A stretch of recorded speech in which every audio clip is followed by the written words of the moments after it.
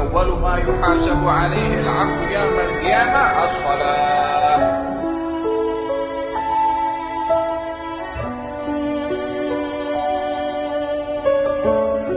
Pertama yang akan dihisab oleh Allah terhadap seorang hamba nanti di hari kiamat. Assalamualaikum warahmatullahi ta'ala wabarakatuh. Apa khabar semua?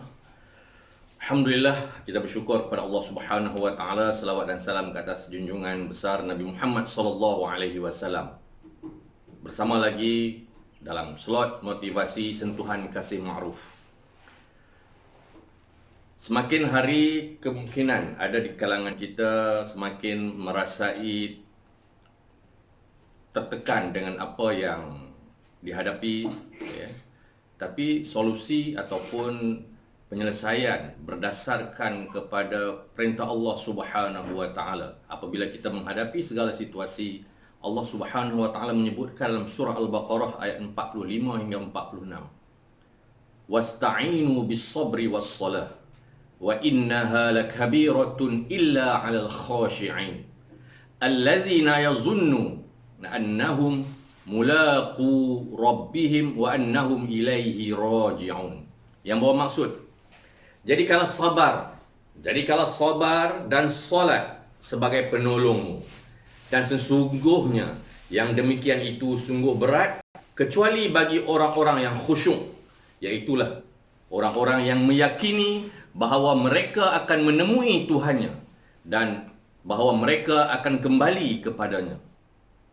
Tuan-tuan dan perempuan yang dikasihi sekalian, sesungguhnya memang mudah untuk kita bercakap persoalan sabar, persoalan solat, akan tetapi ianya adalah merupakan sesuatu yang sebenarnya berat untuk kita lakukan. Seperti mana yang Allah sebutkan, kecuali orang yang meyakini bahawa kita akan bertemu dengan Allah pada hari akhirat nanti, akan dipertanggungjawabkan terhadap apa yang diperbuatkan. Oleh kerana itu, dalam kehidupan seharian kita kena selalu mempertingkatkan hubungan kita dengan Allah. Sentiasa mendidik hati kita supaya sentiasa bersabar menghadapi dugaan dan cabaran, kerenah yang kita hadapi dalam rumah tangga, yang mana mungkin dalam pergerakan kita dalam lingkungan 1,400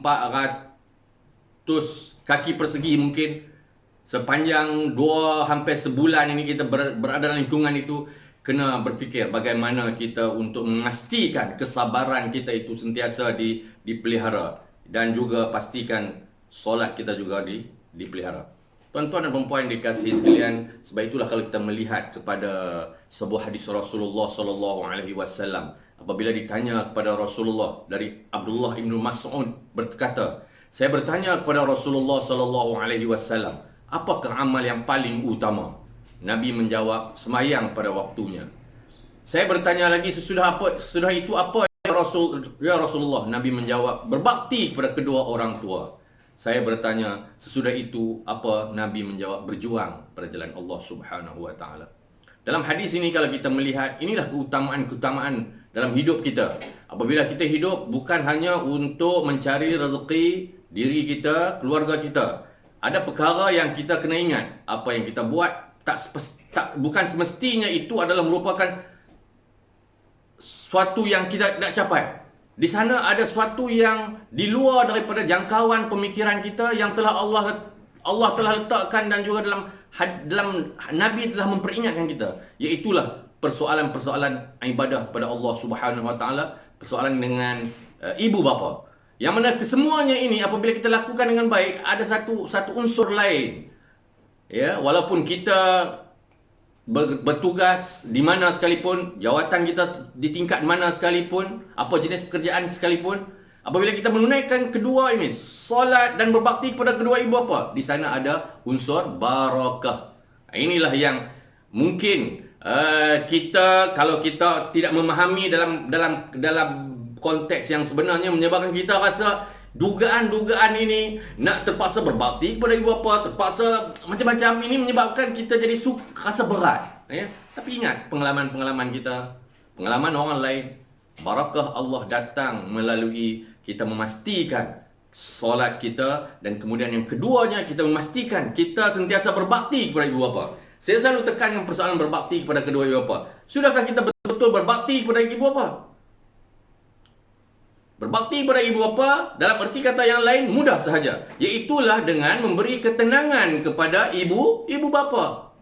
Bagaimana memberi ketenangan kepada ibu bapa? Ialah melalui sikap kita, tingkah laku kita. Itulah yang akan memberikan ketenangan kepada ibu bapa kita. Bukannya pencapaian akademik yang baik dan sebagainya. Ya, itu mungkin boleh menyumbang juga kepada ketenangan. Tetapi yang paling penting, bagaimana sikap kita, cara kita berhubung, cara kita bertindak, cara kita respon terhadap ibu bapa. Itu mustahab.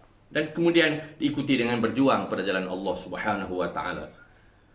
Virus dalam kita nak buat perubahan dalam diri kita, dalam keluarga kita, yang mungkin dalam keadaan sekarang ni, kita tidak mampu untuk bergerak bebas. Antara penghalang ataupun virus yang menghalang perubahan kita, yang pertamanya iaitulah keselesaan. Mungkin kita rasa selesa dengan apa yang kita ada, makan cukup, sebagainya, seperti yang saya selalu sebutkan. Bangun pagi, mungkin kita bangun lewat, makanan dah terhidang, kemudian ada orang sediakan makanan dan sebagainya. Ibu bapa sediakan makanan, mungkin abang, mungkin orang yang rajin sudah menyediakan segala-galanya. Kita selesa. Kita tidak menghadapi sebarang cabaran. Ini yang sebenarnya dia menjadi virus. Apabila kita keluar daripada musim ataupun tempoh ini, mungkin kita tidak mempelajari sesuatu. Tidak mempelajari, tidak mampu untuk menghadapi situasi-situasi yang mencabar pada masa depan. Yang kedua, setelah keselesaan, iaitulah yang menjadi virus, iaitulah bertangguh. Nak buat apa semua bertangguh. Bila bertangguh, maka banyak perkara yang tak dapat dibuat. Cuba bayangkan, cuba lihat ibu bapa anda, cuba lihat diri anda.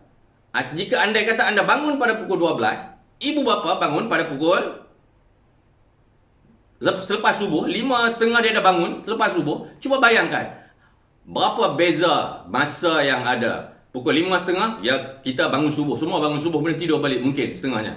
Pukul 5.30, 6.30, 7.30, 8.30, 9.30, 10.30, 11.30, 12.30, 7 jam. Apa yang kita dah boleh buat?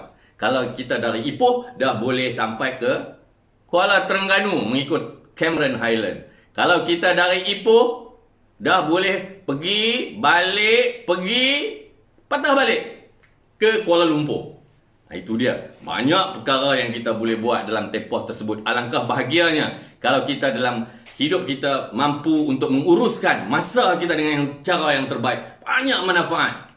Itu tuan-tuan dan puan dikasihi sekalian. Yang ketiganya, setelah keselesaan dan bertangguh, iaitulah kita memiliki virus ini, kita memiliki minda tetap, bukan minda pertumbuhan. Fixed mindset, bukannya growth mindset. Di mana orang yang memiliki fixed mindset ini, dia sukar menerima pandangan orang lain. Sukar, susah. Sebut yang pertama, dia ada pandangan dia sendiri. Tak bersedia untuk menerima pandangan-pandangan luar, tak bersedia untuk dia melihat itu adalah yang terbaik bagi dia. Dia tak melihat pandangan orang lain sebagai satu feedback, sebagai satu maklum balas yang baik untuk dia bina diri dia. Yang keduanya disebabkan oleh peristiwa yang berlaku tidak menjadi iktibar. Apa yang berlaku berulang-ulang kali dah menjadi tabiat kepada diri dia. Ini yang bahaya ini. Tambah-tambah dalam keadaan sekarang ini, kalau kita melihat dalam data-data yang saya dengar daripada maklumat-maklumat yang terima, pelayaran kepada pornografi meningkat apabila berada dalam tempoh masa PKP ini. Ini yang bahaya apabila kita tidak tahu hala tuju. Jadi maknanya dalam hal ini, kita kena ambil iktibar sebelum masa kita, sebentar masa masih ada untuk kita beramal dan berbakti. Sebagai akhirnya, tuan-tuan dan puan-puan yang dikasihi sekalian, marilah kita sama-sama memastikan virus COVID-19 kita dapat sekat. Wabak ini dapat kita sekat melalui kita berada di rumah. Kita nak pastikan virus yang menjadi penghalang kepada perubahan dalam diri kita dan keluarga kita, yang saya sebutkan tadi juga, hilang. Kita nakkan perubahan kepada semua. Allah Subhanahu wa taala menyebutkan dalam surah An-Naml ayat 19. Doanya yang boleh kita sama-sama berdoa setiap hari. Rabbi auzi'ni an ashkura ni'mataka allati an'amta 'alayya wa 'ala walidayya wa an a'mala salihan tardahu wa aslih li fi zurriyyati inni tubtu ilaika wa inni minal muslimin. Ya Tuhanku, ilhamkanlah daku supaya tetap bersyukur akan nikmat-Mu yang Engkau kurniakan kepadaku dan kepada kedua ibu bapaku, dan supaya aku tetap mengerjakan amal soleh yang Engkau redai, dan jadikanlah sifat-sifat kebaikan meresap masuk ke dalam jiwa zuriat keturunanku. Sesungguhnya aku bertaubat kepadamu. Sesungguhnya aku dari orang-orang yang Islam, yang tunduk patuh padamu. Sekian, kita bertemu lagi pada siri akan datang. Yang baik daripada Allah, yang lemah daripada diri saya sendiri. Wabillahi taufiq wa hidayah. Wassalamualaikum warahmatullahi ta'ala wabarakatuh.